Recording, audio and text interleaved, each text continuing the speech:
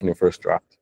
So moving forward from there, we also now touched on storytelling 101. What that meant was we understood what the components of a great story are. And there are four major components of a great story. A character, the conflict they face, the climax, and the resolution, that's the outcome. And those were two major things that we touched on yesterday.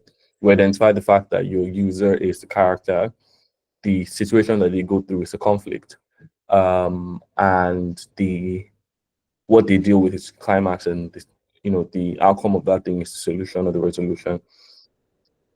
So as of yesterday, we stopped off where I left off a task for us, and I asked that we outside of sharing, so we also actively shared stories of our own lives. Um, as a character, um, talk about your life and a conflict that you deal with, the climax of that conflict, and how you eventually solve for that conflict.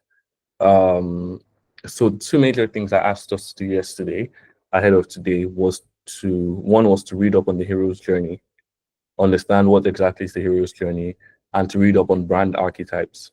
And those are the first set of things that we'll be diving into today. All right, so I just wanted to check in. Any luck? Have we been able to, do that research, um, and sort of understand um, how archetypes work or what the hero's journey is?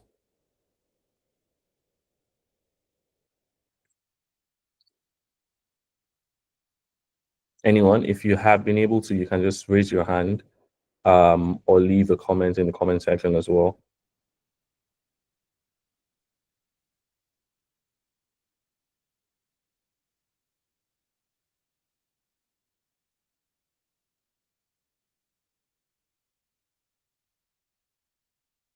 Okay.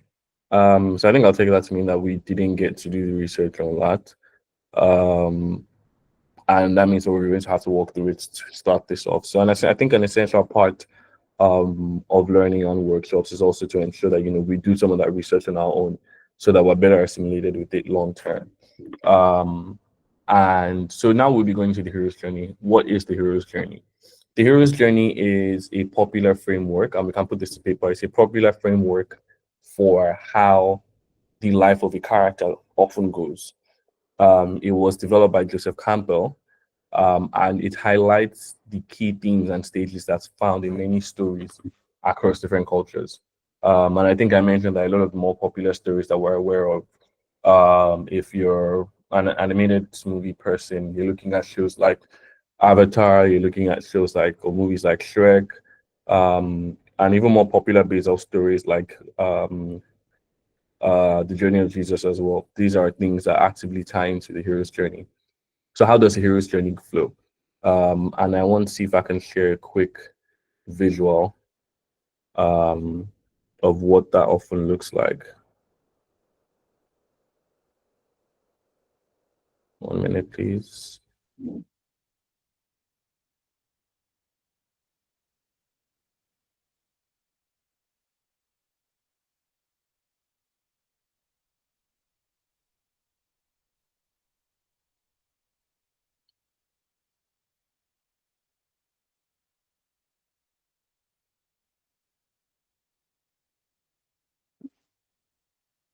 Okay. So an essential flow for, and let me just say that tab real quickly, for the hero's journey is that preceding the point where they start off um, on their lives, they often live a relatively inconsequential life. What that means is, and this is where we start off from the ordinary world, nothing is taking place in their life. Absolutely nothing has started off. Then they got the call to adventure. In marketing or in products, that call to adventure may be the first time that they come in contact with your product. If it's for a product, that call to adventure may be even the first time someone mentions it to them.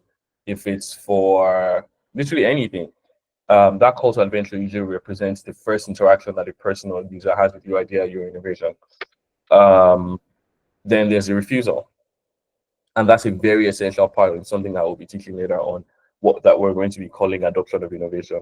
Adoption of innovation is the system by which people decide how they want to um, sign themselves up for new ideas or new things that they come in contact with.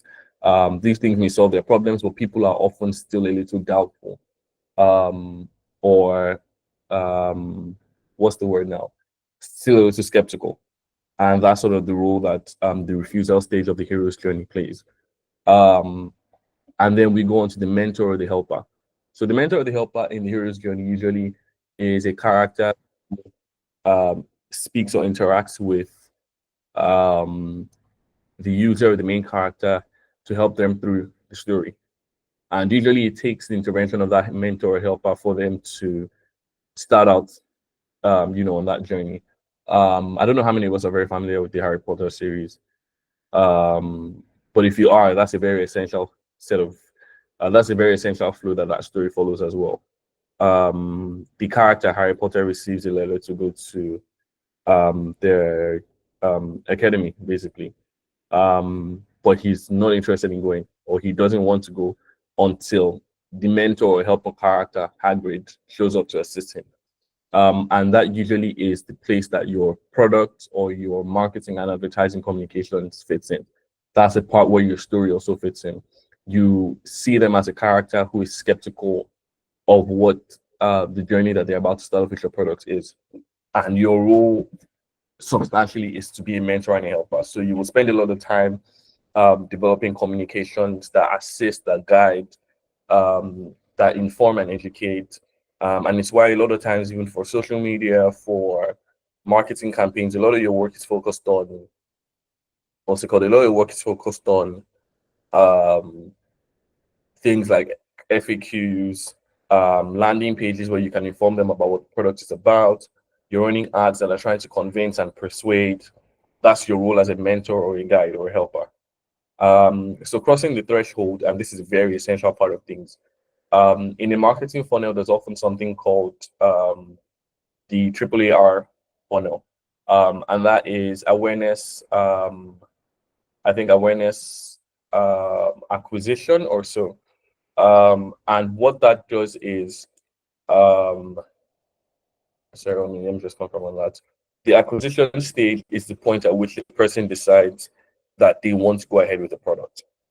So yes, awareness activation and acquisition. So at the awareness stage, they know about what exactly it is that you have in play, and that is sort of the call to adventure stage. At activation, they may think about it, mull it over to decide whether or not they want to go ahead with it. That's the activation stage. And then at the acquisition stage, they then decide that, you know what, this is a great product, and I want to, moving on it. So acquisition is a very essential stage for this, and that's when they cross, or that's the section for crossing the threshold. Using a popular story, that possibly would be for Harry Potter or for Aang from The Last Airbender. That's the point where, based off the guidance of their mentor or helper, they decide to go ahead with the journey. Now there's the test, the allies, and the enemies. And this is a very, very essential part of things as well. These are the challenges that people often face while using a product. And I want to use PiggyVest as a valid example. Now you get onto the PiggyVest app, and it looks like a great application. They finally acquired you as a user. Now, what are the kind of problems that you may fall into? You may leave the app if you do not understand how it works.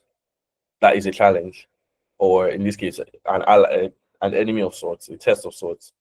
If you don't understand how the application works, if the application content cannot convince you that your money is safe, that's a challenge. If at some point along the way there is a hitch or a bug, perhaps you're trying to move money from your account to the app and it does not succeed, that is a challenge. And that's what covers everything from enemies to the ordeal stage. These are major challenges. So now, as the guide or as the mentor, as the helper, this is the part where you pitch in to assist to ensure that they're able to solve for that problem. And that's you picking at this point called atonement.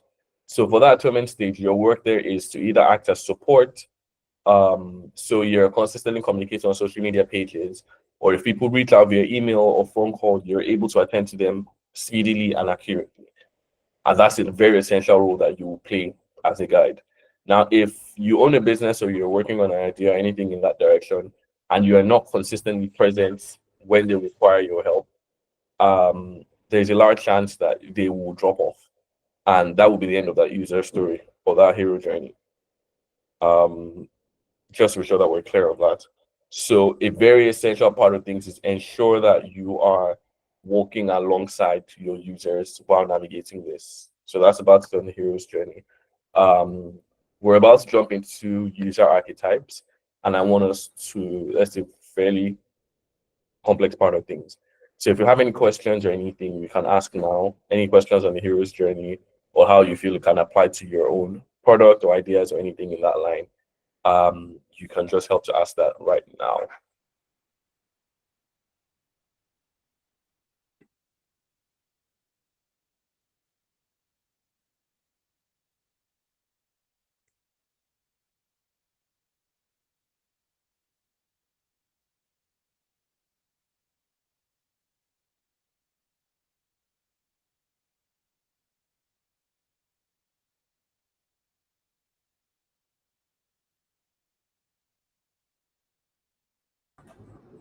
All right, I'll take that to mean that we don't have any questions. But if you do have any questions along the way, you can leave them in the message section.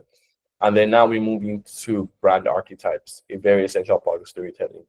So I think as I shared yesterday, the psychologist Carl Jung identified that there are 12, what's it called? There are 12 personalities, or what he called archetypes, in human beings, and there are particular things that they value. Now, we identify them largely by those values, um, and it's the same for businesses, brands, ideas as well. So now, while telling stories around your product, you often want for your product to fit into one of these brand archetypes, and that's really how that works. And I'll be walking you through the archetypes, but we're also going to be doing a quick exercise. I will explain what the archetype is, and I would like us to be pretty interactive and share an example of a brand that you believe has that same archetype or has that same personality as well. So these are the 12 brand archetypes. The outlaw, the magician, the hero, the lover, the jester, the everyday man, the caregiver, the ruler, the creator, the innocent, the sage, and the explorer. Now, these are the 12 brand archetypes that we look at. And now I would have to ask, and we can start off with the outlaw, and I'll just explain what each of the archetypes is relevant for. So now the outlaw is the first of those. Now, what's the outlaw really interested in? The outlaw's primary value is revolution. They like to be disruptive. They like to be rebellious or combative. They like to change the norm. Um, Majorly, what their brand communicates is that things don't have to be the way they used to be. We can make a big change to things. Things can be different from the way that they used to be. And that is the focus of um, the outlaw. That's where the outlaw brand archetype stands out. Um, Usually, the goal of the outlaw archetype is to leave a legacy of liberation or leave a legacy as a brand that has helped other people break out of the mold. And that's the outlaw archetype. So I'll be asking us now. Oh, someone said they can't see the screen anymore. I'm not sure if that's a network thing. But let me also just share a link to this image in the chat section so that you can also view it on your end. So now we're going to take a quick exercise. In the comment section right now, in the next 2 minutes, I want you to brainstorm on a brand, a popular brand that you know that you believe is an outlaw brand, a brand that preaches or talks about breaking the norms or breaking the rules, or is just very big on um, liberation of sorts. not sticking to what already exists. A couple of their themes may be change, revenge, independence, um, just brands in that space. Brands that are very focused on the concept of things not staying the same. So we could share a couple of examples in the comment section. So I'll just be waiting on us to share those. Um, Apple. Apple is an interesting one. Tesla. So Apple is more the Explorer brand, but I see, yeah, it does have similarities because the Explorer and the Outlaw are actually closely related. Um, so, but yes, Apple does have those tendencies. Apple has a tendency for that as well. A tendency to communicate, um, disruption and innovation. So yes, there is something in there. There is something in there for Apple as well. SpaceX, yes, SpaceX definitely. Gucci, not so much. Gucci has sort of been a traditional brand for a while that has stuck to what has existed. But yeah, a lot of brands in the vehicle and automobile space, Tesla, yes, are often outlaw brands. I would say the biggest brand in this space would possibly be Jaguar right now. Jaguar has sort of moved into the space where they communicate themselves as disruptive, as liberative, and just trying to get people to break out of the mold as well. Um, Anybody else have any other brands in mind?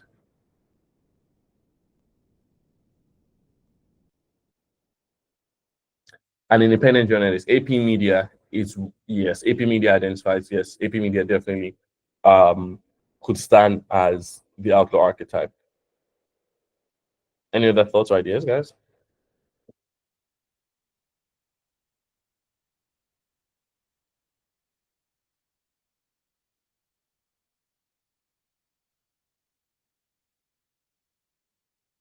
Okay.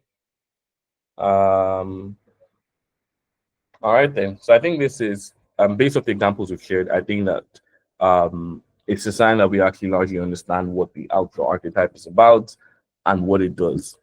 So now we'll be moving to one of my favorite archetypes, which is the explorer archetype. Now, what are the values around the explorer archetype? The explorer archetype believes in freedom. Now, you may have a question about how that differs from the outlaw. And this is something that's a little niche. So the explorers believe in freedom, but they don't necessarily believe that that freedom has to come through disruption.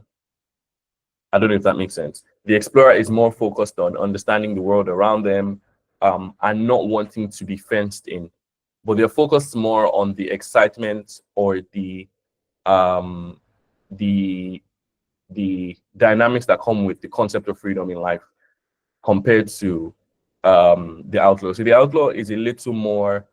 I'm looking for the word right now. The outlaw could also be identified as a rebel. That's another close archetype. The outlaw is also the rebel. Um, However, the explorer is not necessarily a rebel. It's more, they don't mind sticking to the norms, but they're focused more on exploring and seeing more of life, the more of life that we can. Um, and I think we could use any examples in that regard now. Um, Ideas, guys, for the explorer, I would say their major value is freedom. So what brands do you feel fit into that cast, that are really focused on, um, what's it called? That are really focused on communicating freedom for their products and even for their consumers as well.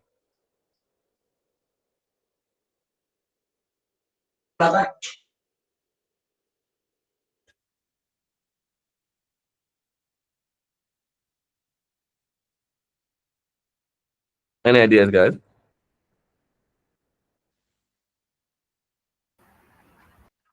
Okay.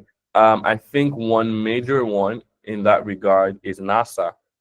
Google, yes. OpenAI. In fact, OpenAI is perfect. It's the perfect example for that. OpenAI is definitely, Red Bull is also definitely an explorer brand. Red Bull, Tesla, OpenAI, yes, for sure. Um, Coca-Cola, yes. Coca-Cola is an explorer brand. Nike is an explorer brand, yes. Um, amazing. I mean, really, these are really amazing examples, guys. So yeah, these are explorer brands, brands that are really focused on the concept of freedom, the concept of stepping out of the mold, really stepping out of the mold, and these are really, really exciting ideas. Okay, so we move on to the next one, which is the magician. And this is a very interesting one. The magician archetype is, I would say, the what's it called? The primary value for the magician archetype is power. They are focused on their ability to make things happen, to do things. And although this is different from the creator, but they believe that, how do I put this? The creator believes that they can develop things through ideation and innovation. The magicians often they strive to make dreams come true, or often talk about the concept of bringing people's ideas to fruition in non-conventional ways. And the difference here is Apple versus Disney. Apple possibly would say, oh, how we get to this point is by thinking differently, etc., etc. Disney simply says there's just something magical about their brand altogether. And that's the difference between the magician and the and I would say and the creator brand. We'll get to the creator as well, but that's the primary standout for the magician. So a lot of the times the magician perhaps would suffice for brands that are focused on children or focused on families, in situations where people, they are hopeful brands, I would say. They give hope to the fact that simply by existing and having hope, you are able to what's it called? You're able to bring things to fruition. And I would say that that's the major standout for the magician brands. So do we have any ideas or recommendations for brands that could be magician brands?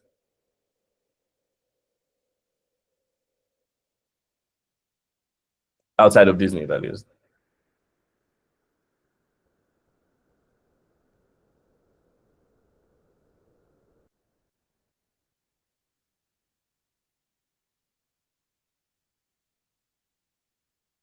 All right, guys. Any ideas for magician brands?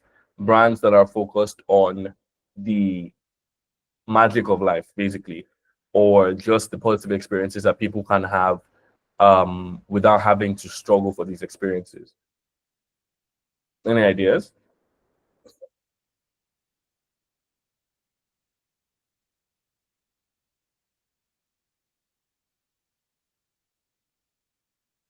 Okay, so some people would say that Coca-Cola is also a magician brand.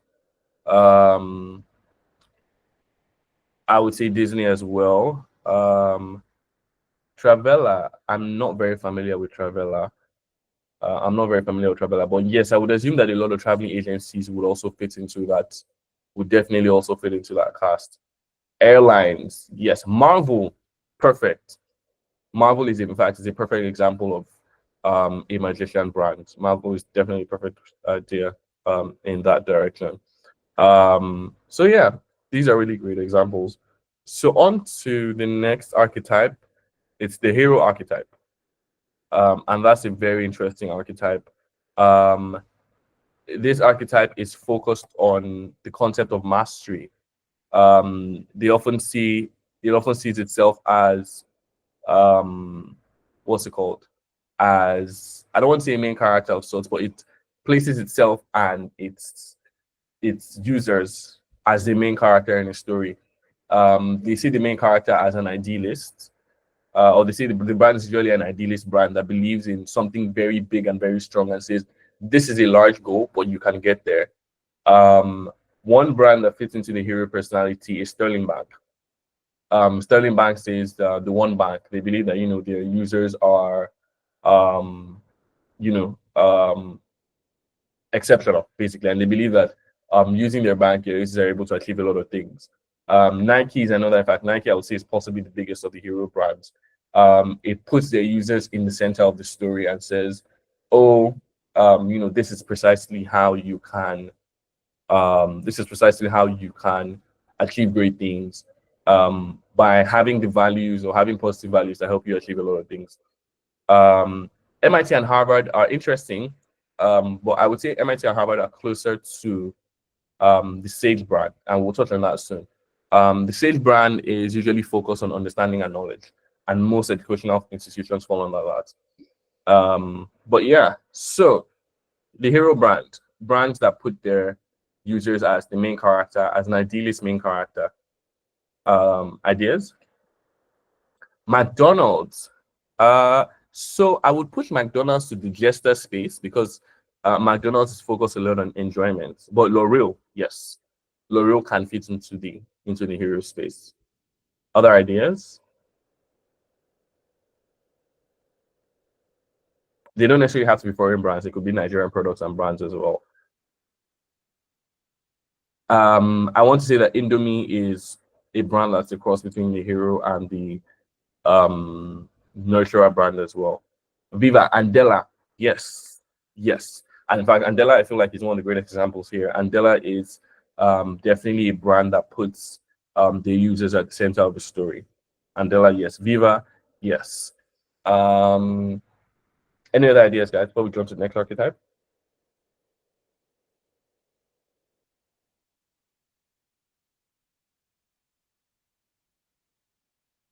Okay, amazing. Now we move to the lover archetype. And this is a very interesting archetype, actually.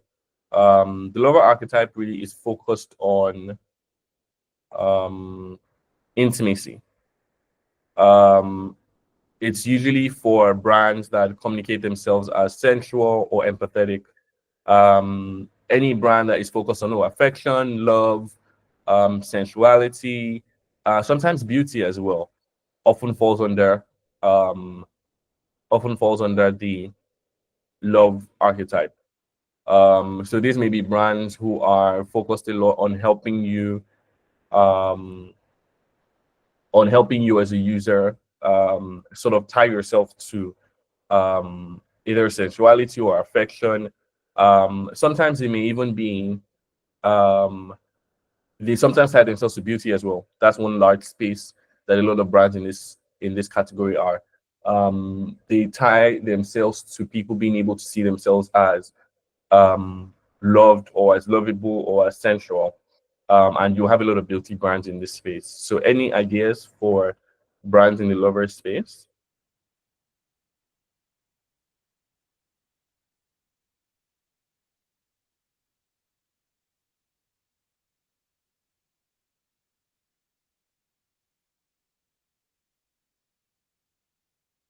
Nivea, yes. Oriflame, yes. Lush Hair, yes. Mark, yes, exactly. So basically, when you are building out a brand archetype for the lover space, that's a direction that you're looking at. So if you have a product that's in this space, know that a large part of what you're trying to communicate to your users are sensuality, closeness, affection, indulgence as well. That's one major thing that brands in this archetype try to sell. Fairy tale, yes. So they often try to tell you that you are deserving of an indulgence. You are Tiffany and Co. is something in there. You deserve to look great. You deserve to smell nice. You deserve to wear diamonds. You deserve to sometimes clothing brands fall into this as well. But any brand that basically communicates a sense of indulgence, and that lover archetype may not necessarily just be love towards other people. Many times it's love towards yourself. And so if you have a brand like that, you often want to appeal to people's desire to um, appear or to be lovable as well. And that's a very essential thing on there. Now, on to the next um, archetype, the jester. And in fact, there's a very popular um, brand that's in that space right now. In fact, they have done something else again today, which is very interesting to me.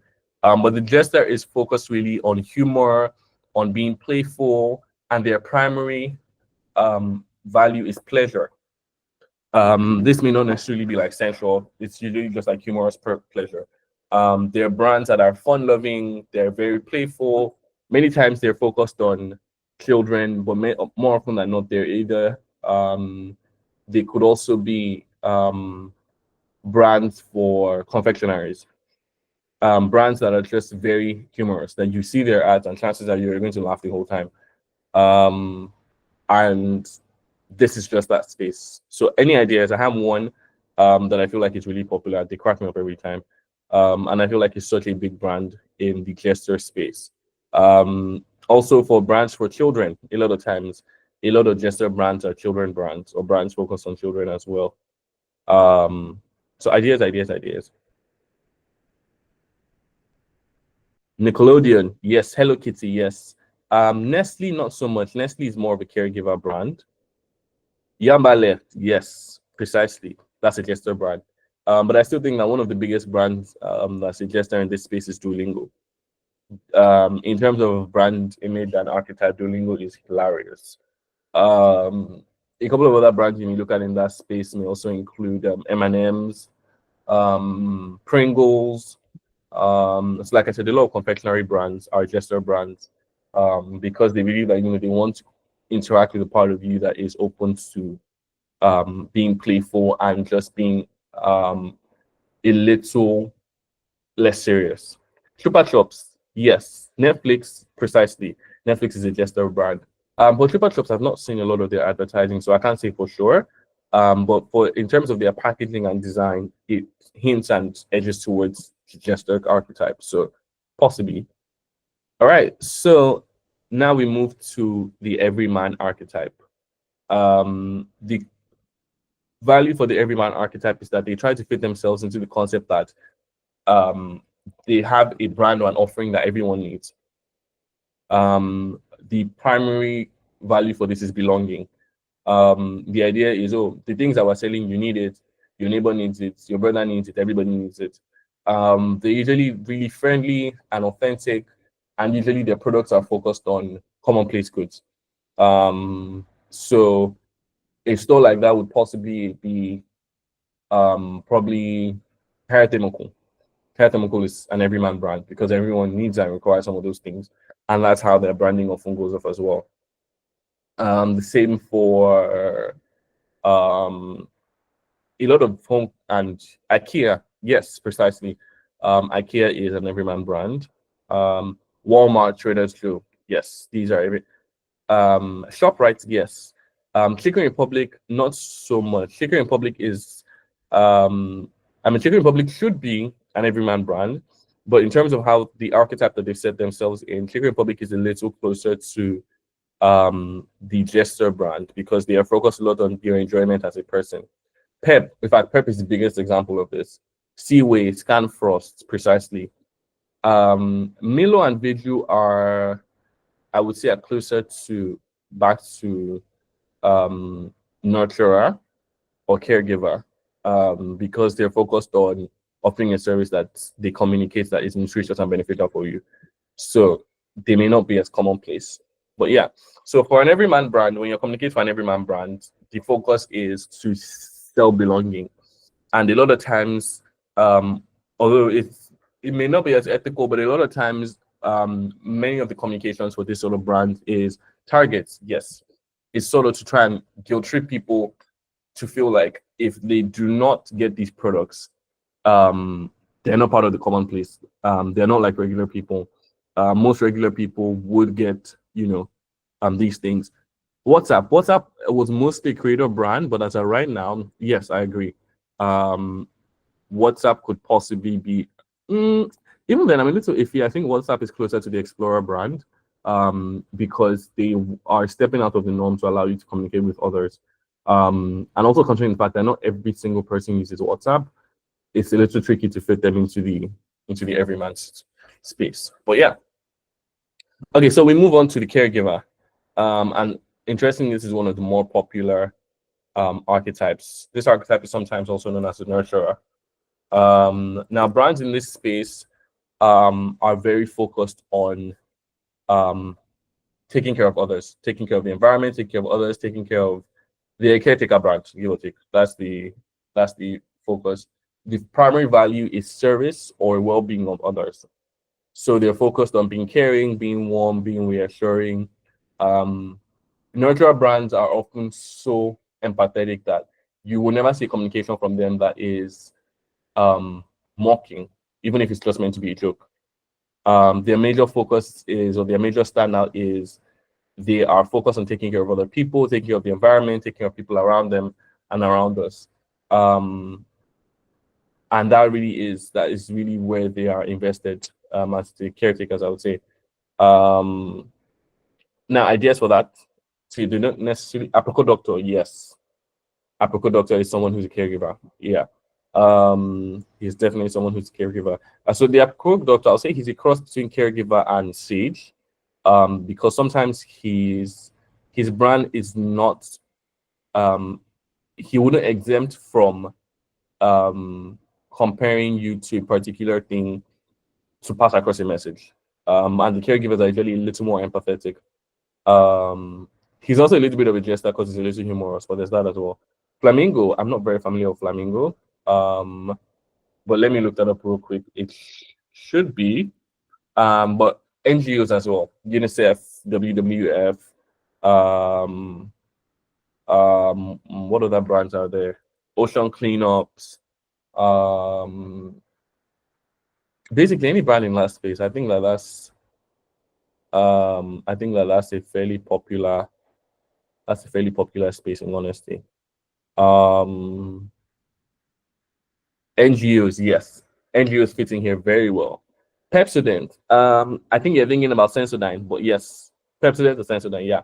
Or I'll be toothpaste brands fit as well. Brands that are focused on ensuring that you are well taken care of. Yes, precisely. Um, I'm not very familiar with Doctors Without Borders, but if they are health providers, usually yes, they fall under the caregiver brand. They do fall under the caregiver brand. Another one could also be brands. Dettol, yes, yes, Dettol is a caregiver brand.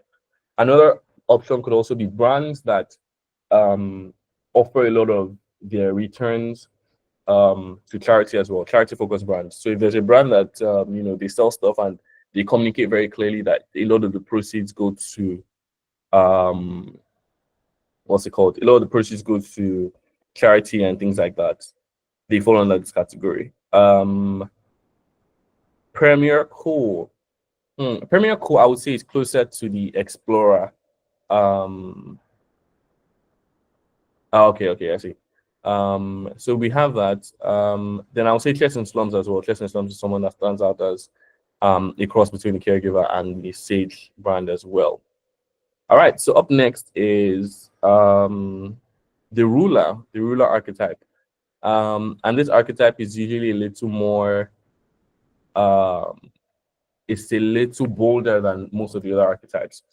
The ruler archetype often tries to sell to people who want to be in a position of authority or who want to present themselves as people with authority. Um, their major value, I would say, is power or control or elitism. So basically, the major approach for brands like this is they're often trying to sell that simply for having this product, you are better in life than a lot of people, other people. And this usually works for serious luxury brands, complex luxury brands. So their messaging is very articulate.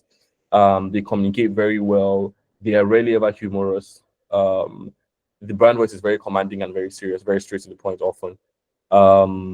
And many times they are not above they are not above what's that called? They are not above segmentation in saying that, you know what, Rolex, yes, Rolex is a very valid example. They're not above segmentation and saying, you know what, our products may not be for you. Sujimoto is one brand that's in that space as well. Mercedes, Louis Vuitton, Gucci, etc. These are brands that are in this space. Dare I see your podcast? I have not listened to this, but it may be real estate companies. Yes, a lot of real estate. So it's half and half really. It depends on type of real estate. There's luxury real estate, and then there's the kind of real estate that so Sujimoto falls in this category. But a company like this is company I've forgotten their name, but their color is like green, and they've been selling for a while. They would fall more into the outlaw space or the explorer space. They're trying to get you to move into new spaces. Politicians, yes. So this is the kind of thing that would appeal to politicians. They may not be the ruler archetype themselves, but this is the kind of space that would really appeal to them. So that's something I would say on that. So moving forward to the next archetype, the creator archetype, and this is my favorite archetype. Um, the creator archetype is focused on innovation. Private equity, yes. Private equity, yes. A lot of very structured investments as well. Venture capital as well falls into this category. So we move on to the creator or the innovation brand. And like I said, this is one of my favorites. And this is sort of where Apple falls in. In fact, if you ask me, I want to say that Apple was one of the primary brands to fall into to develop the creator brand. Their primary value is innovation. They are creators. If I can think it, I can make it. They are inspirational, they're daring, but most of all, they are very innovative. They are constantly thinking, how can we build new things? How can we build new things that people like and people care about? I would say Apple is at the top of that list. A couple of other softwares could also possibly fit in there. Possibly brands like Adobe, brands like Lego. What other brand would we say fits into the creator space? Another thing also is this also fits for brands that give you the ability to create things as well. I'm quite thinking what brands provide tools for Microsoft, Apple, Amazon, Facebook, HP. Yes, these are innovative brands. I would take out Uber because Uber is more of an everyman brand at this point, or an explorer. I would say explorer, because while it's an innovative idea, they don't necessarily give you the power to create new things on your own. But Microsoft does. Microsoft, Apple, Facebook, HP. I'm not very familiar with the wire. NVIDIA, yes. NVIDIA, Canva. Wema Bank, I'm a little iffy about. I'm not entirely sure where they fit in that space. Paystack, Flutterwave. These are creator brands. What other major creator brand is there in Nigeria? Innoson is a creator brand as well. All right. So then we move on into the Innocent. So the Innocent is focused on their primary, Their primary value is safety. The Innocent brand is usually focused on things for children or for women. They're also usually focused on serenity. I want to say that that's like a very primary theme.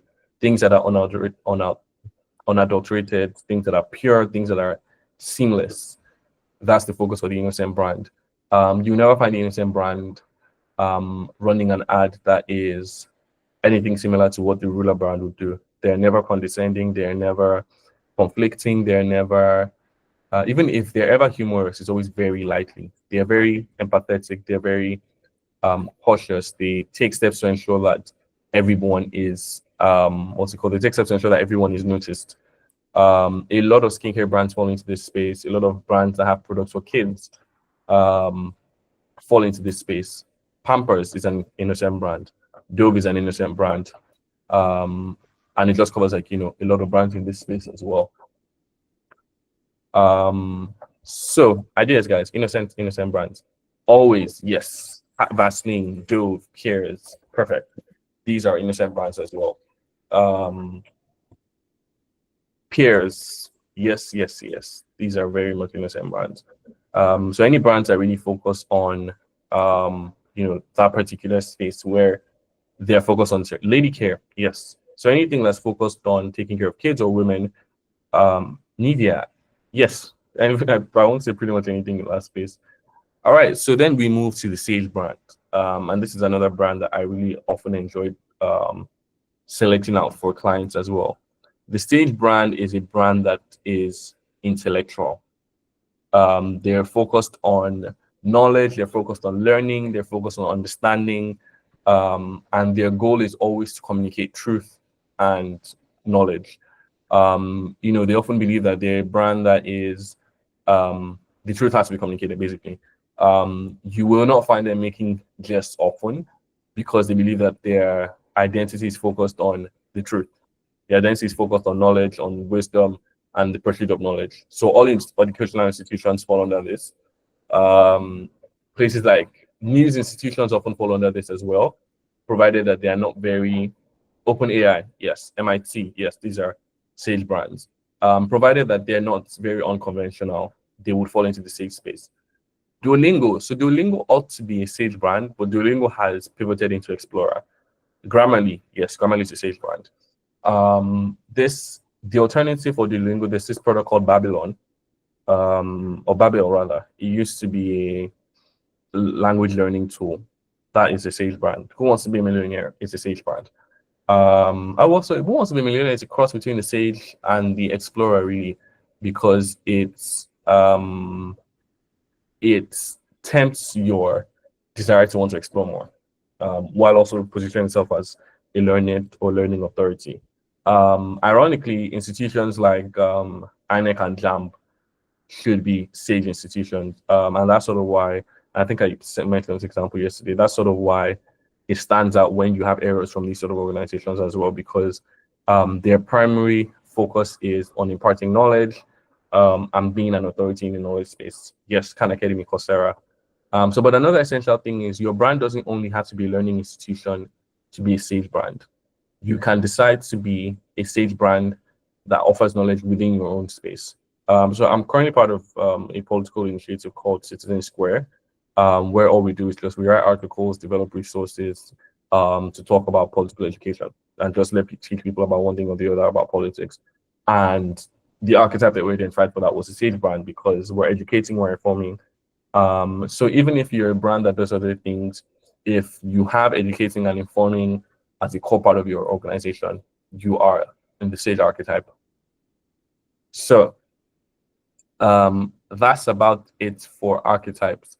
I want to take a pause right now if you have any questions or any notes on that.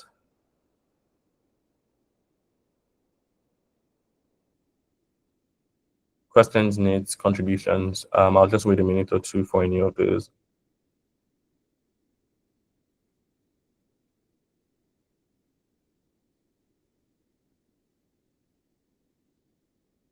Okay, hi, Precious.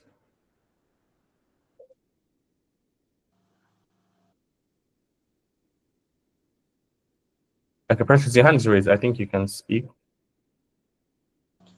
Yes, my question is, do you have to limit yourself to one particular archetype? And if even if you are trying to explore beyond one archetype, like is it like a rule or a rule of thumb for like balancing out your brand archetype when trying to like stretch beyond one? Okay, and that's a great question, actually. So most organizations stick with one. Um, some moving to two. I would recommend that if you feel like one doesn't suffice, you can stick with two archetypes. But I would recommend no more than two, because you need to keep consistency for your brand as well. You need to keep ensure that your brand is well communicated. So when you have multiple archetypes, I mean, if today you're communicating understanding, and tomorrow you're communicating liberation, and the day after that you're communicating intimacy, or self-indulgence, as those are three different archetypes. It's a little tricky to pin down what your brand is about sometimes. And sometimes there's this thing that happens, and I think we're all very familiar with it, when sometimes you may see a tweet or a message or an email from a particular brand, and you just know in your heart of hearts that it could never have come from that brand. And that's sort of how people filter out even scam messages sometimes. If Apple sent me an email that says, "Oh, um, um, probably something maybe in the indulgence space or the intimacy space," and says, "Oh, we're now selling Apple soaps or Apple lotion," I know for a fact that it definitely cannot be from Apple, because there's consistency in their branding. So that's sort of where sticking with one or two archetypes can help out for you. So I hope I answered your question. Yes, and one last question. This also works for personal brand, not just business or company brands, right? Yes, yes. In fact, that's actually going to be our next exercise. You will identify yourself and the archetype that you think that you communicate, and you now also pick a projected archetype. If you're looking to personal brand yourself, what is the archetype that you want to communicate yourself to people as? And then I can look through each one and just make recommendations on how best I think you can achieve that. All right, Ajibade, your hand was up. All right. Thank you very much. So Yeah. my it's not really a question. It's just like a contribution. So I think there are some particular brands that can fit in more than one archetype here, like the Apple. Because you mentioned it earlier that Apple is an outlaw brand, and like it is also, I think, in the creator category or something like Yeah, ruler. so I they're don't, so like, explorers. is it possible? Like, it's possible, right? It's possible to have a particular brand fitting in more than one archetype, right? Yes, yes, it is. Yeah, so that's what I just said the process as well. It's possible to be Oh, more than one archetype. all right, all right. Okay, thank you very much. All right then. Hi, Kitty, your hand is up. Okay. Um, what's the distinction between explorer and an outlaw? Great question. So an explorer is focused on freedom. They're focused on looking out for new opportunities. They're focused on immersing themselves in the concept of um, new frontiers. An outlaw, on the other hand, is focused more on liberation and disruption and breaking the norm. So think of it this way, and here's an example in that regard. Um, an explorer may be someone who wants to go to Ghana because he hears that the weather in Ghana is really great. An outlaw, however, may be someone who wants to force the government to implement regulations to make the weather in Nigeria like it is in Ghana. So the outlaw is usually a lot more, I don't want to say iron-handed, but a lot more disruptive, a lot more rebellious than the explorer. So the explorer sort of is, I want to say the explorer is the archetype that moves towards freedom without being rebellious. The outlaw, on the other hand, doesn't have as much respect for traditional systems as the explorer archetype does. Does that make sense? Yes. And one last question. Okay. Where does crypto and forex trading fall into? So crypto actually falls into the outlaw archetype. It falls into the outlaw archetype because it breaks away from existing systems. It breaks away from existing systems, as well as because the entire concept of crypto is that it steps away from what we've had before, uh, and it's in conflict with many other traditional systems. So crypto is sort of the outlaw, but I would say it's also a cross with the creator, depending on what product it is.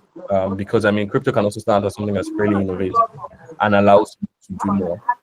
So no, so what I would say is Web3 is the creator archetype. Crypto specifically is the outdoor archetype. So I think that's the best exploration for that. Have I answered your question, too? Okay. Yes. Thank you. All right then. Hi, but I think your hand was still up. Do you have another question? Okay. Actually, I did not want to to say a word before, but like I would just like to contribute to your explanation on the distinction between outlaw and explorer, and Yes, I sir. would like to Okay. reinforce on your idea of outlaw, meaning that like breaking the norms. Like, I think in a simple word, it's just like, I think when you are in an outlaw category, I think like you tend to chase the opposite of things, like you want to do something differently. Like, I think that's the like I think it's kind of like simpler. That language is simpler that way. Like, just chasing like opposite of things. Like Apple, in the case of, okay, let us have a phone that will be very, very luxurious, like that will be very, very nice, like compared to maybe button phone uh or phones that are not really up to standard like that. So that's my contribution actually. Amazing, amazing. I think that you're definitely very correct in that regard. I think you're very correct in that regard. Thank you so much, everybody. So, any other All right. questions before we jump into our?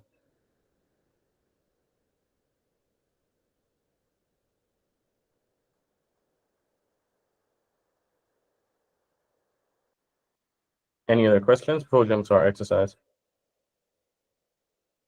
Okay, yeah. So I'm seeing a couple. Where do we put transportation services and companies? So the transportation service, I would say that can fit somewhere between that can fit in a lot of places actually. But I won't say it's somewhere between the explorer and the everyman. Um, for travel influencers, yes, definitely explorer. In fact, one and two actually. Every travel company should be an explorer company. So yeah. All right. So to jump into our exercise, right now you're going to for personal branding, and you need to be very objective with yourself. Which of these values do you think that you have communicated to yourself as or to others as your person? When people see you, which of these values do you think about best? That's the first.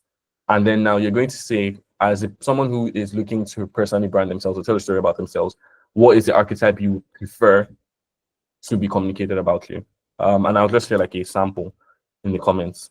So I would say current archetype. If I had to guess, I would assume that most people um possibly placed me in, or I assume that I communicated myself mostly in the explorer archetype. And what's the archetype that I would prefer?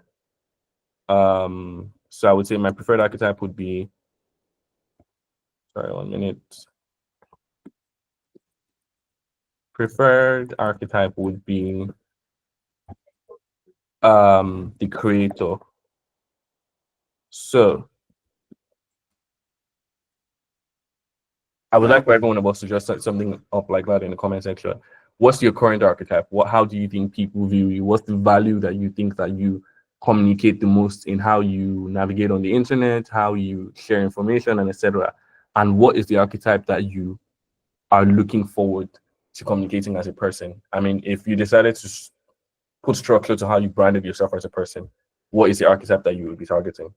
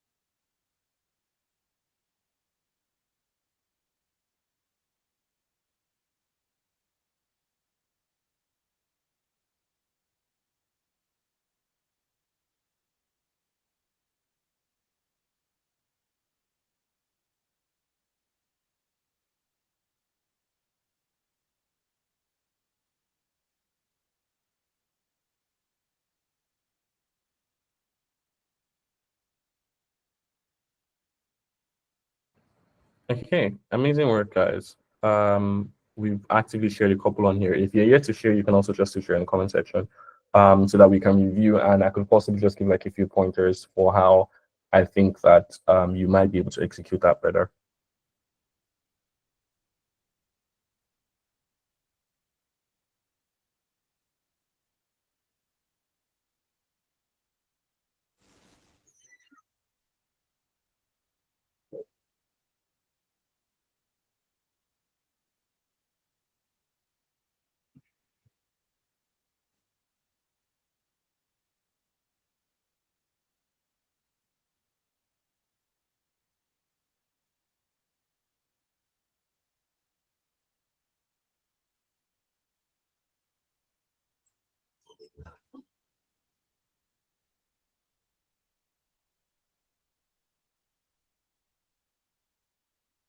Okay, amazing. So let's touch on them one after the other. So, um, first off, for Antonia, I see your current archetype is the Sage, which is very solid. Your preferred archetypes would be are the Sage, the Hero, and the Outlaw. So for the Outlaw archetype, this means that you want to spend a substantial amount of time writing or setting up projects that appear to be against the norm. If you're someone who owns a newsletter, or you write on LinkedIn, or you even have like your own personal projects, you want to invest in either doing those projects or volunteering for other projects that are focused on standing against the norm. A large place that this stands out usually is for political activities, or it may even be so, like we mentioned before, something in Web3, but it just has to be something that is outside of the norm, basically. And for the hero archetype, you want to actively write and talk about your life. You want to talk about challenges that you faced and how you've been able to tackle and overcome a lot of those challenges. I want to say you can invest a lot in video focused content, because in that way people get to see you and they sort of get to visually represent how you're navigating your life and these challenges as well. So yeah. So up next, Favor Oluwagomiru, your current archetype is the creator. I don't see what your planned archetype next is. But I definitely think that the creator is a really great archetype. And if you're looking to advance further, I would recommend either the Sage or the Explorer archetype. Mainly because both of those archetypes are, one, the Sage archetype, while you're a great creator, the Sage archetype sort of helps you find authority as someone who speaks and shares this information, so that when you go ahead to create content, outside of the fact that people know that you are an innovator and someone who thinks outside the box, they also know that you are an authority in things that you have built yourself out in. Same for the Explorer. A lot of times people don't just want to know that you think of great ideas, they also want to see you execute some of those great ideas, and I think that's where the Explorer archetype would be. Okay. Olugbemi Boyonlua, current archetype is the caregiver, and your preferred archetype is the creator. That's a great shift, actually. That's a fairly heavy shift because they are in, I don't want to say they're a little distant on the spectrum. But here's what I recommend. A large amount of the time, if you're someone in the caregiver space, it means that you spend a lot of time doing work that contributes to other people and other people's projects and visions. And you want to start to invest yourself in creating personality from your own personal experiences, or creating personality from your own passions and interests. I think that's what would definitely move you into the creator space, as someone who's an innovator. I also want to say, start to tackle your own problems as well. I think that your experience as a caregiver, offering service to helping other people solve their own problems, probably has you with the experience or the framework for being able to solve your own problems as well.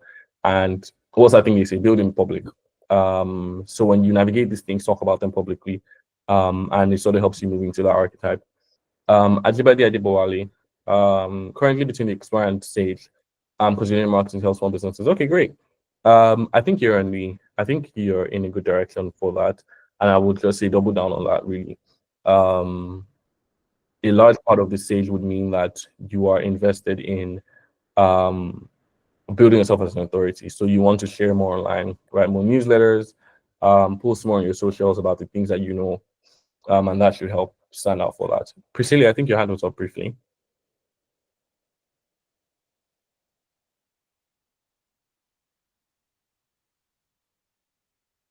Yeah, that was a mistake. Okay, no problem. That's fine. All right. Off next to Elma.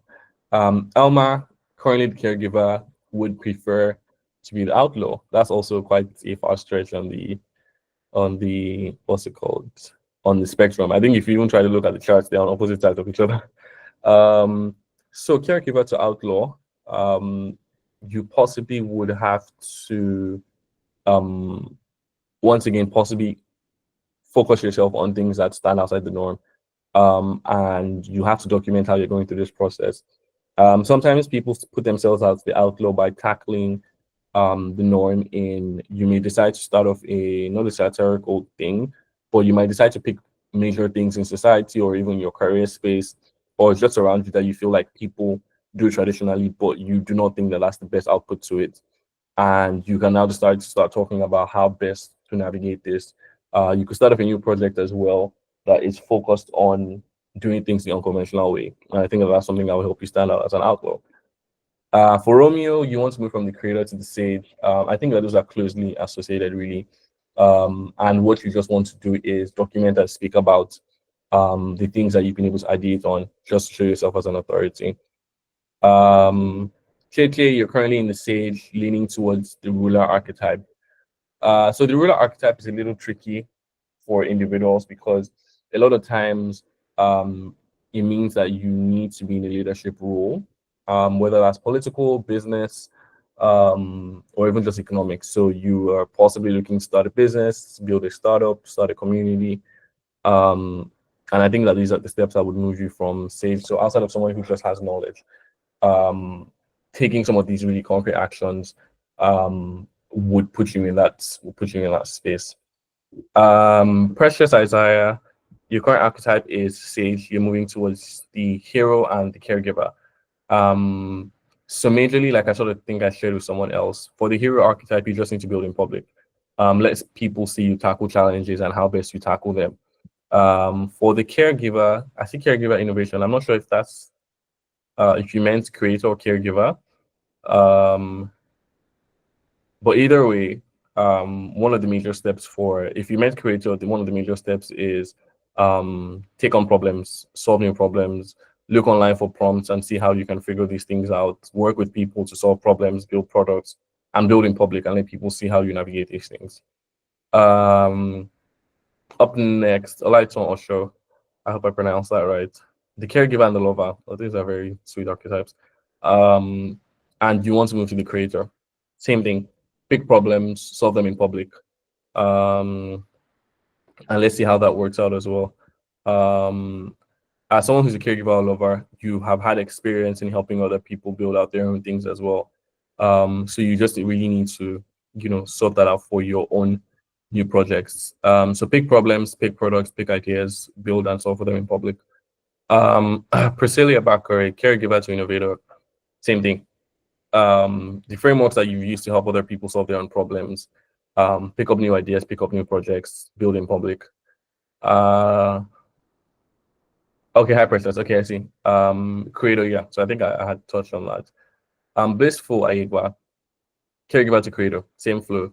The framework you use to help others out, develop or use those frameworks or those communities to build out in public for your own ideas and things that you come up with. Ajibade Adeboale, so Explorer, Hero, and Sage, preferred Explorer, Hero, and Sage. So you're on the right path then. All right. I think that we've cleared out on that exercise. Does anybody have any questions before we move on from this? Because we're moving completely to another step or stage of storytelling and design right now.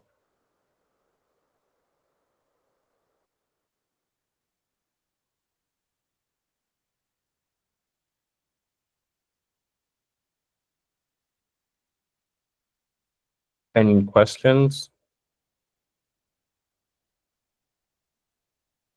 Okay, Elma, your hand's up. Everybody, your hands up as well. Okay, Elma, question?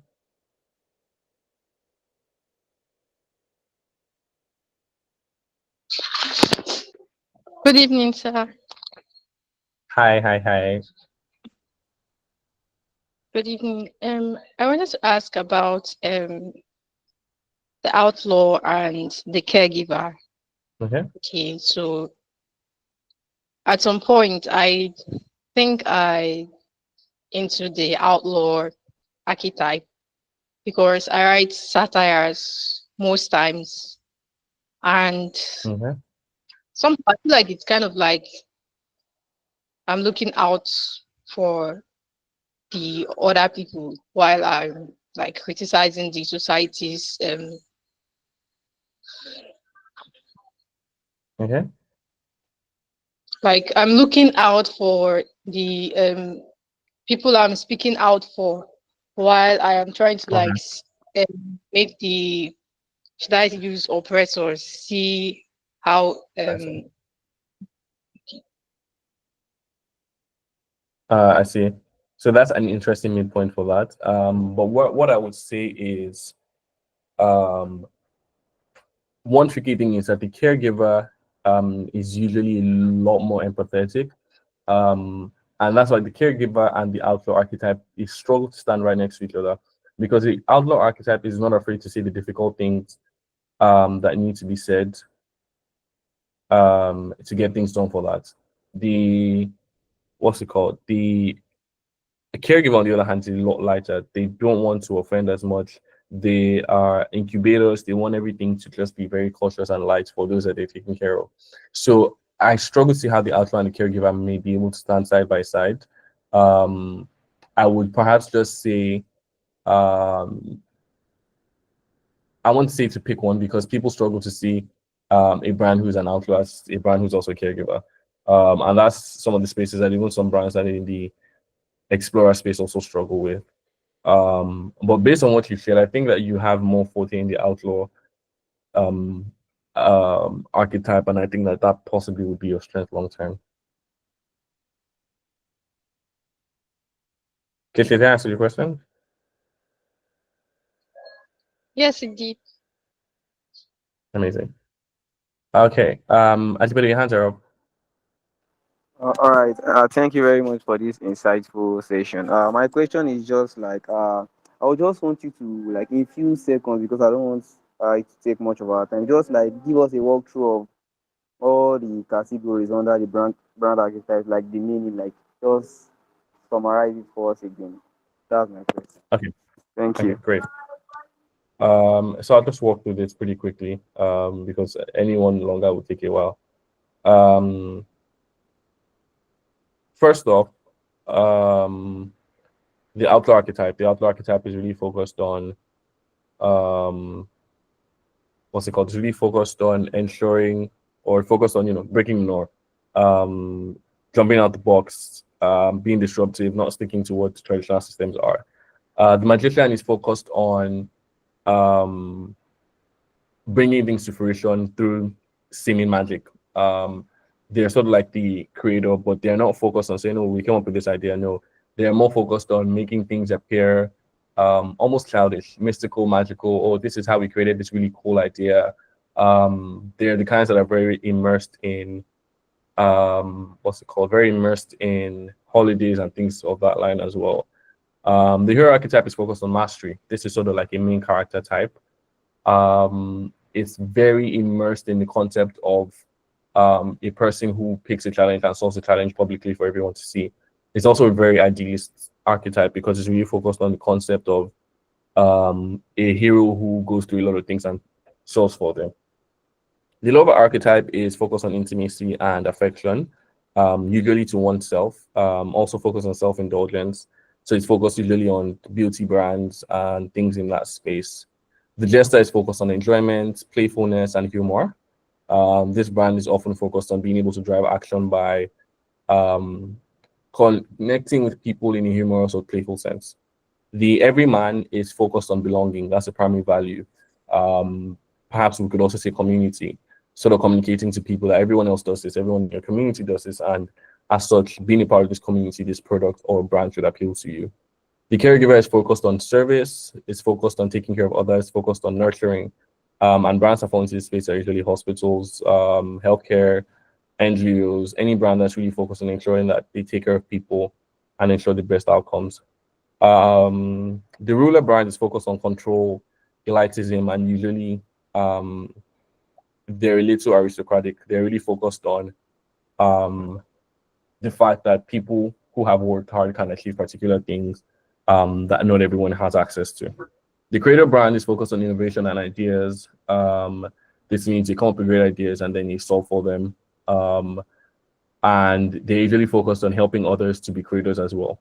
So they usually focus on building tools and brands that help others come up with ideas and execute those ideas as well. The innocent brand is focused on safety, it's a very pure brand, focused on serenity as a whole. They usually focus on ensuring that people who are just trying to live in a space of serenity can actually get access to that.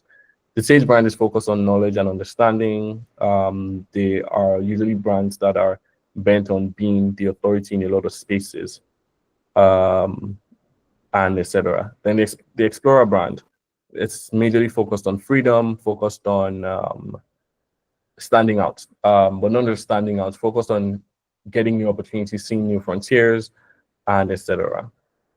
Any other questions?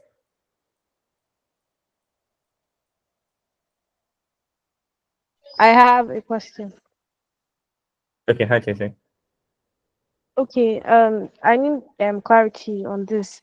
It's about there are some brands or that could have maybe a particular archetype, but then the individuals or some particular people would have a different archetype. Okay, I'll give an example. Like you see some movie producers and movie productions. It could be like humor or entertainment or enjoyment, but then there are some that lean towards innocence. I don't know if you know about Mount Zion movies.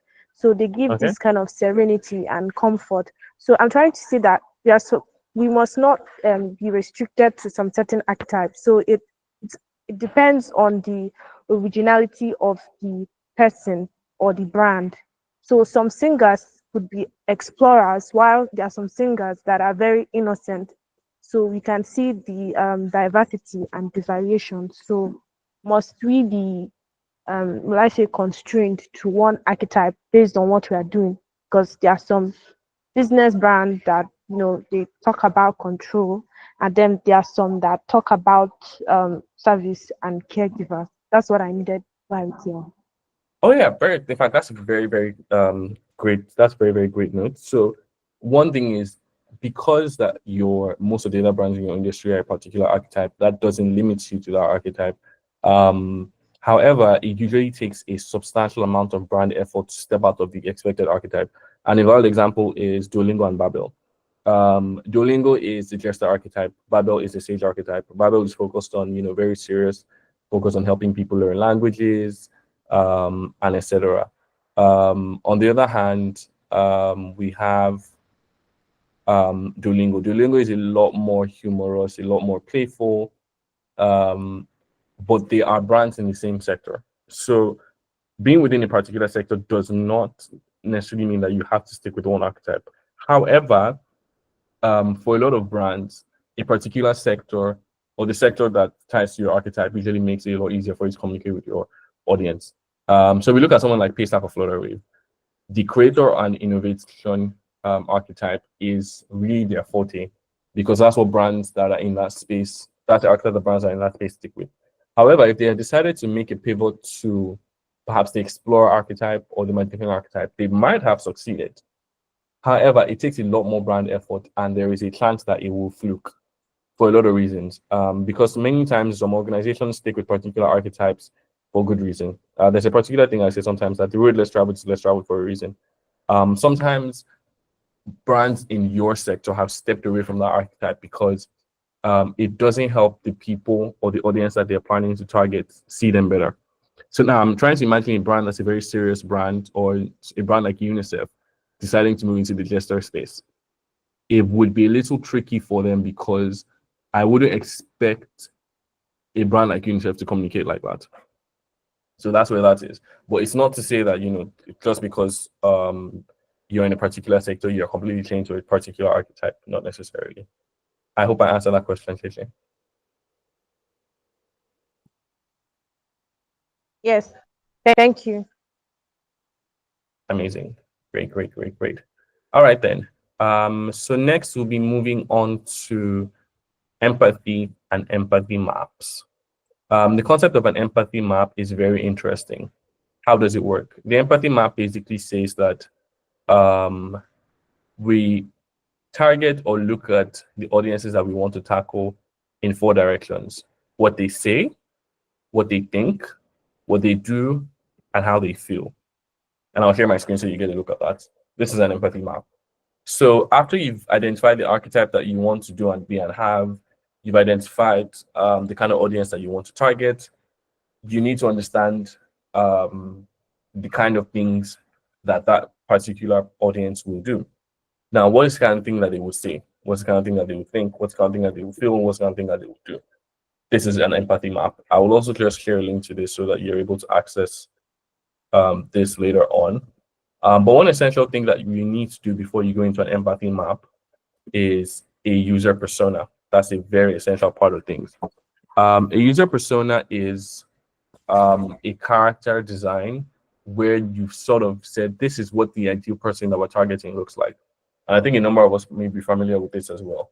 For your user persona, you have to say, this is the age I'm targeting. This is the demographic location. These are the kind of things that these people do. This is where they work. This is their income level, and etc. So now you may not be able to develop an empathy map if you've not already set up a user persona. And one essential thing I want us to do right now is, as a person, pick a brand, and I want you to help share in the comment section. Pick a brand and who you think their target persona would be. Now, for Apple, you can say, oh, Apple, and I'll just share something so that to help you out. Apple. Brand Apple. User persona. So target user persona. They're probably young people, age 20 to 40, or young to middle-aged people.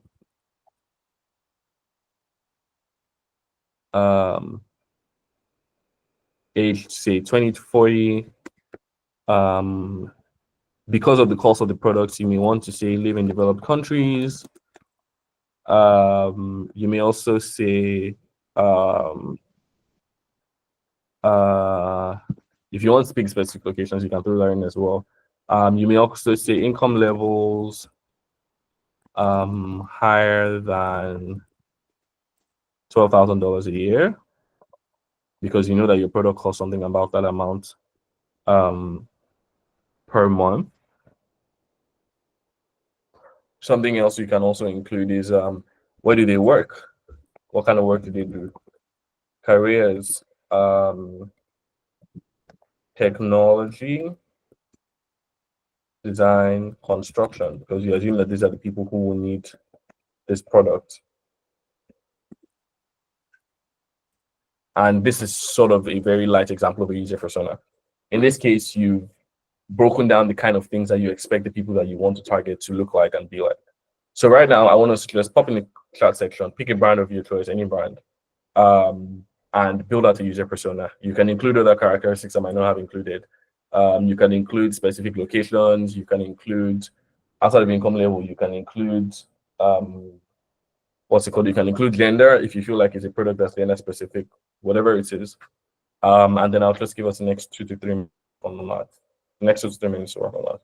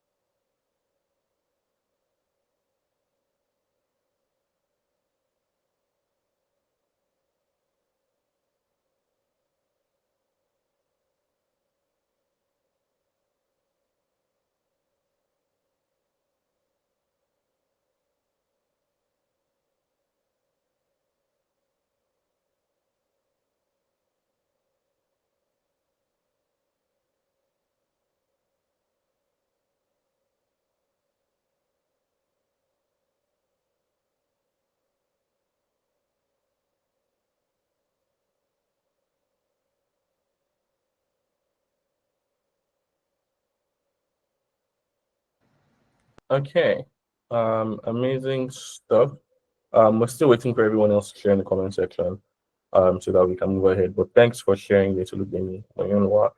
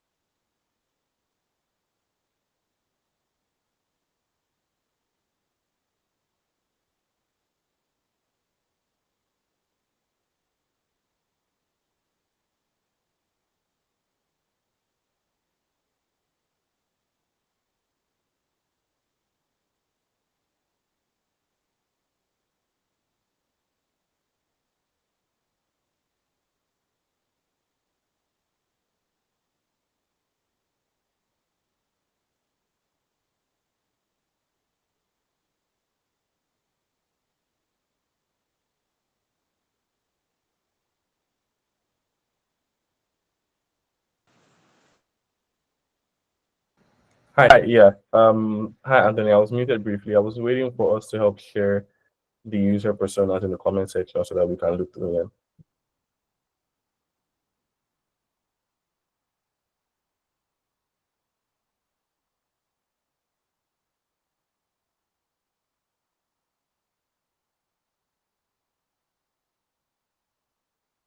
Okay, so I think we can get started with what we have so far. Great.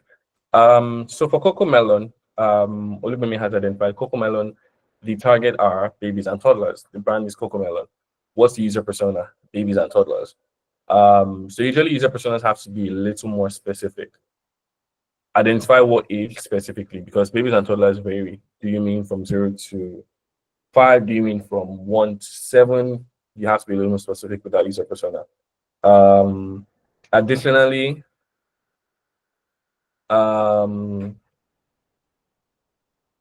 yeah, but I think this is a fairly great persona for that. So on to the brand Aproco Doctor.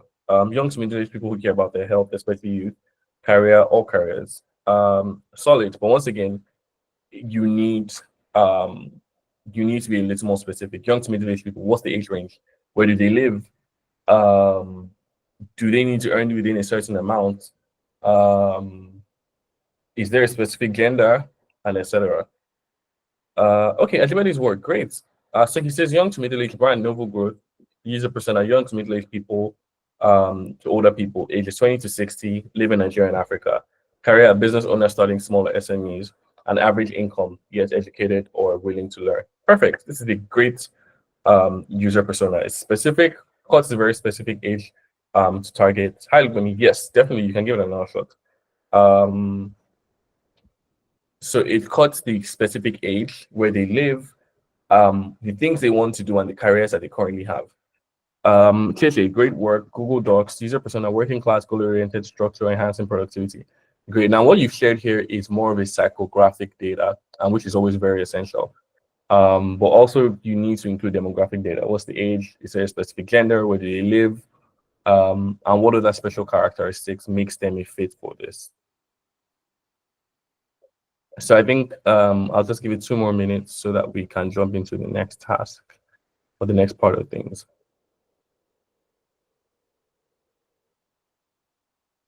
Hi, everybody. Hands raised.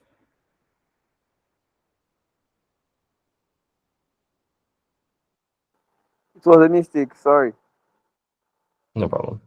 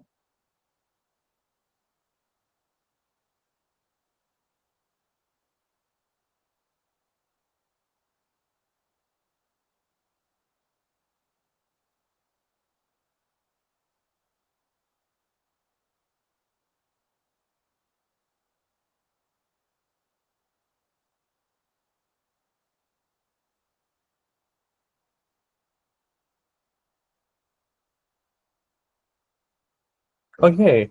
Hi, percent. Waka now. Perfect. I love this. Young to middle-aged people between 20 to 55 who are burnt out and want to take vacations. They earn at least 1 million monthly. Perfect. This is a great way to target people in that space as well. I really like this. Okay. I think we'll just give you 1 more minute and then we jump into the next task. So after this, we'll be talking about prototyping. What is a prototype? How does prototyping work? And things around that as well.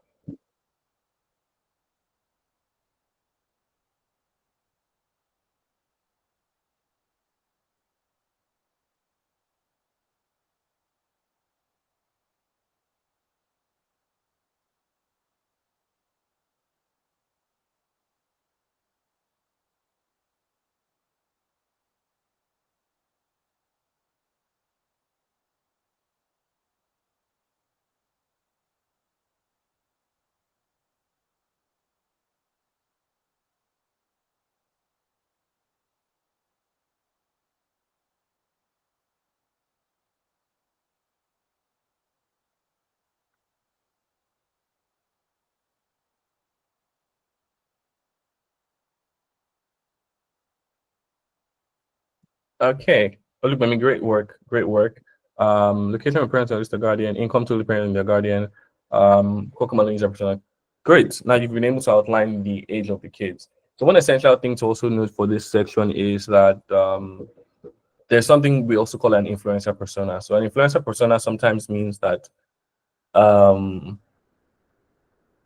they may not be the ones who will make the purchase decision, but they may be the ones who you may need to target for communications and marketing and etc. So that's that. Okay, so next we're going to move to talking about prototypes. Now, what is a prototype? A prototype is sort of like when you come up with an idea, the easiest or simplest version of what that looks like. And sometimes if you are a person who's building a product, a web product or a digital product, you have to build like a digital prototype. Sometimes some people use paper prototypes. And this is something that we need to touch on. So what's a prototype? A prototype basically is, I want to say it's a visualization of your idea. Now, we went through the concept of having empathy, ideating with how my ways, and then now we're going to talk about prototyping, how to put your ideas to paper or to screen. And I'm just going to share with us something really quick. So one essential tool for prototyping, especially if you're someone who works in design, is Figma. Figma is very, very essential for prototyping and etc.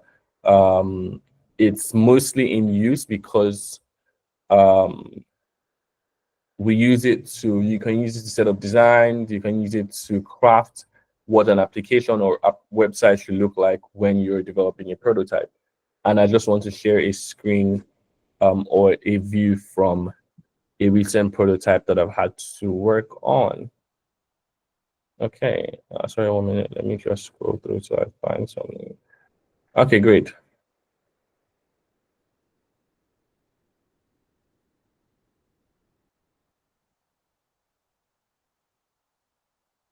So now there's two types of prototypes. There's paper prototypes and there's digital prototypes.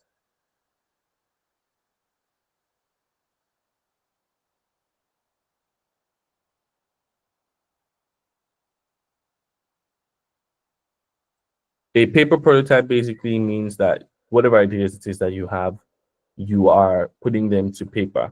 You are designing on paper. Sometimes that means that you don't necessarily have to have like a lot of digital knowledge. You just basically know this is how I want this application to look like, this is how I want this product to look like, and etc.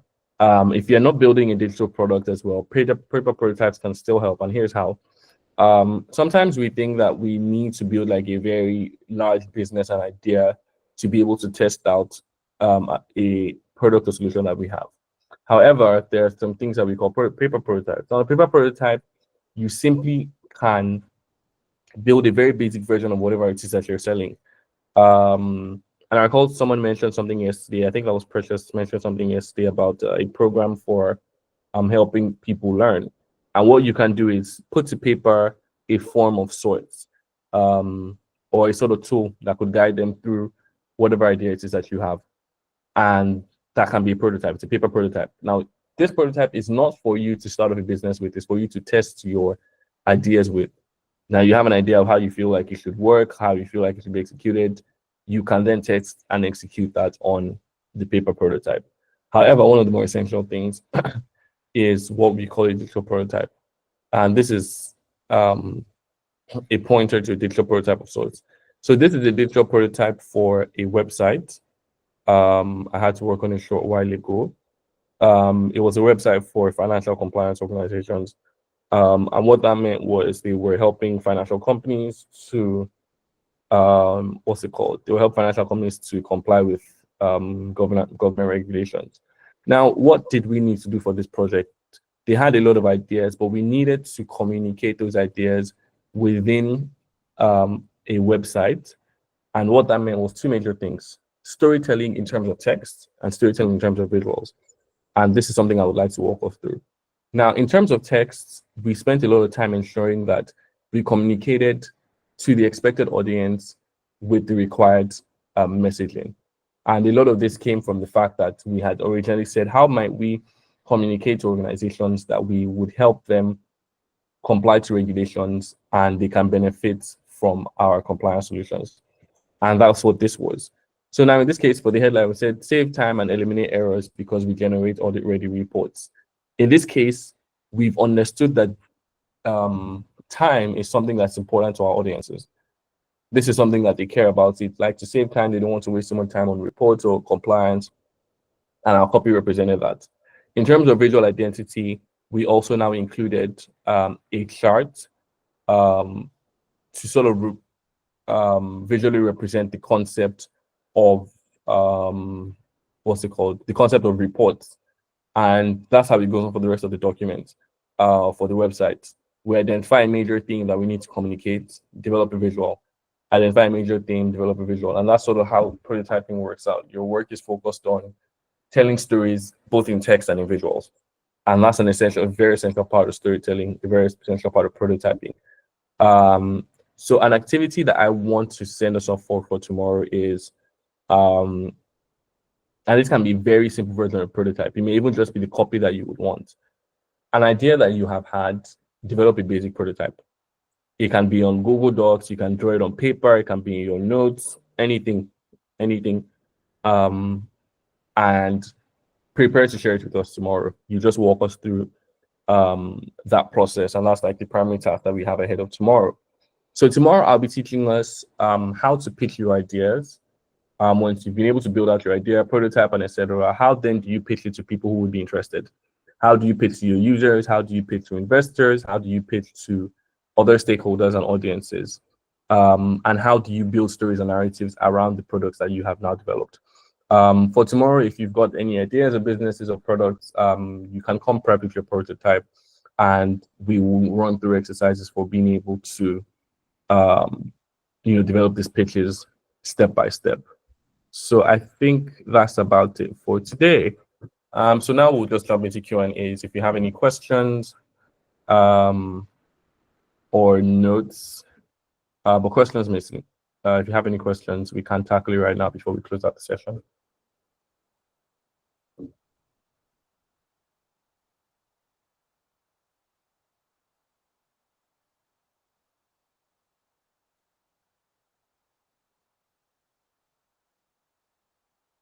Okay, great. Yes, I could type out the exercise here, and I think we'll also share on the group.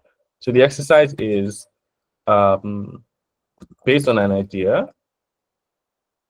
or products you have in mind, develop a very basic version of prototype.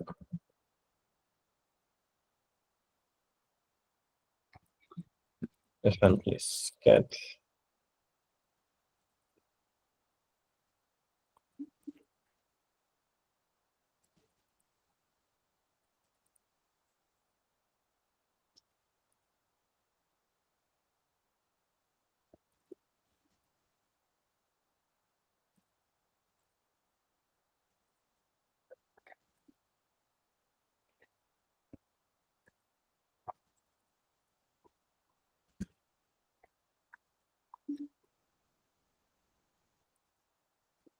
Okay, so I've shared that in the text section as well.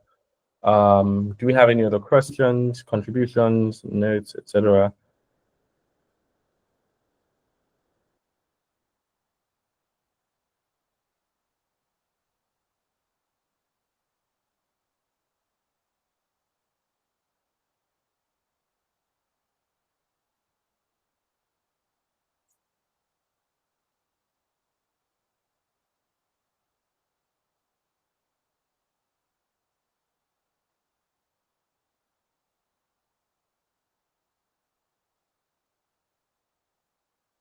Okay, so I would take that to mean that we don't have any questions for today.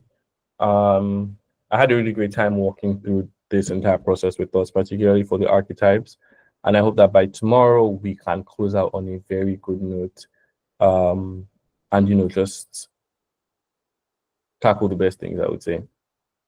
All right, guys. Gloria, I think I'll hand over to you right now. All right. Thank you so much, Jesimiel. Thank you so much. God bless you. This was really, really beautiful. This was expository. I mean, I learned a lot, especially from the brand archetypes and how to achieve consistency. We just have to choose. We just have to choose our own paths and just stick with it, right? And thank you so much for being so explanatory. I mean, even if I don't have to go back to this class, I can still remember the things I learned. Thank you so much. Can we say thank you? Just to say thank you to him. Thank you so much, Jasimil. I want to see your thank yous in the comment section. Okay, I can see it already. I mean, this was such a wonderful class, like wonderful. Like it's different from what we used to hear and see from time to time. This was really research. You know, when you see something new and novel, you are going to know it. It's different from what we see on a normal day. It's just beautiful. Thank you so much. Thank you so much. So Ajibade, you're raising up your hands. Do you want to say something? Okay, I'm very, very sorry this is coming late. It's actually skipped my mind earlier. Okay, I actually recall the question when you were kind of like complimenting JCML's the session he had with us. So like that actually brought the questions to my mind. So like we talked about where our branding efforts we actually fit in among those branding archetypes like the participants. So I think it will be much more interesting to know like what our tutor like the branding effort like what is being into like where they will kind of fit into like between those branding archetypes. Like I would like to know actually let me say for myself, like I would like to know like the things that is into like if you can just share with us like where they fit in among those brand archetypes. Okay, Ajibade, I'm not sure I really understood that. Could you please help Okay, me take that again? like we talked about like where what we are doing like the archetypes like those categories where they fit in. That's where I said Mhm. like I'm currently on Explorer, Siege, and then Hero, and then it's my preferred this thing. So like I would like to know. I think that's what others too did. So like I would like to know about your own too, like where they fit in, like your own branding efforts, what you are doing, stuff like that, like where they fit in, like in those. I see. Do you get now? I see. I see. That makes a lot of sense.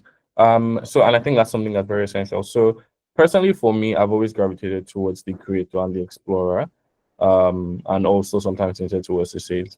As a creator, I'm someone who's very invested in building new things. I'm someone who's a writer. I'm a designer. So, a large part of my work is in coming up with ideas and then sharing with others as well.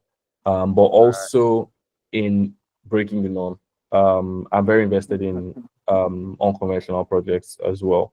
And I think that there's a lot of opportunities in there. But I think one major thing as well is that there's a part of me that's also trying to move into the stage end of things.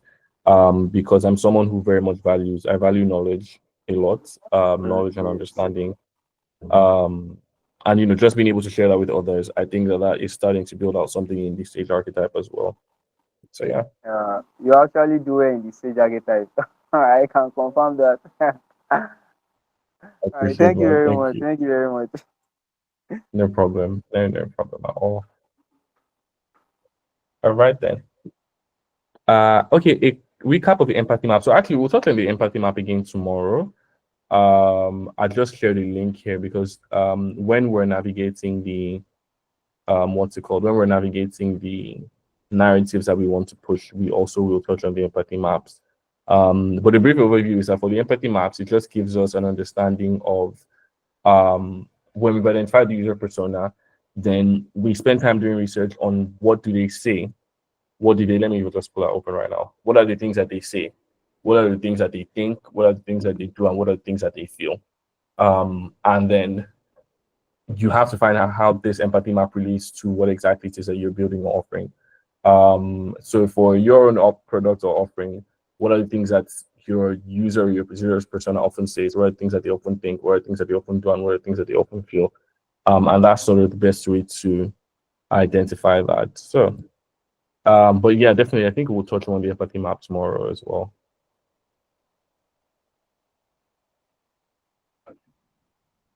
Precious, did I cover everything that you needed?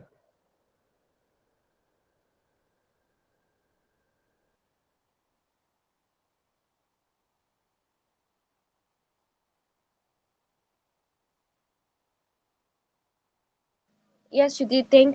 Thank you. All right then. All right. Sorry guys, any other questions?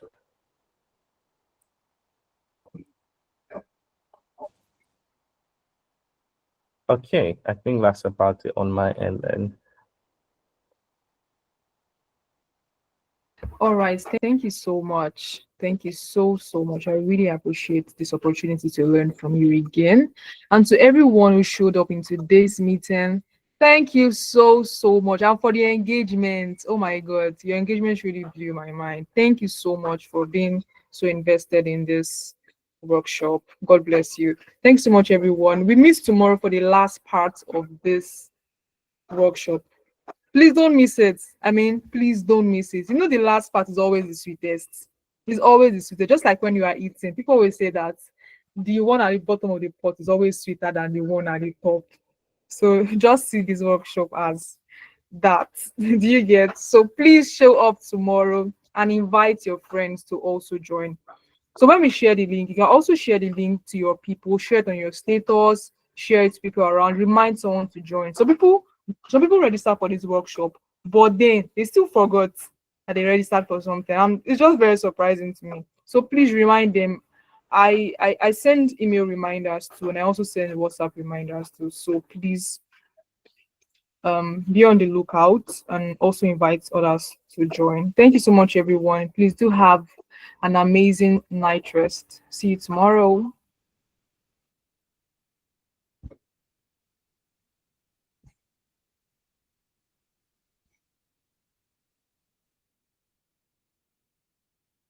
Oh yes, Precious. Let's tag people. Just tag people you know, your friends that are on the group. Tag them. Just tag them. Thank you.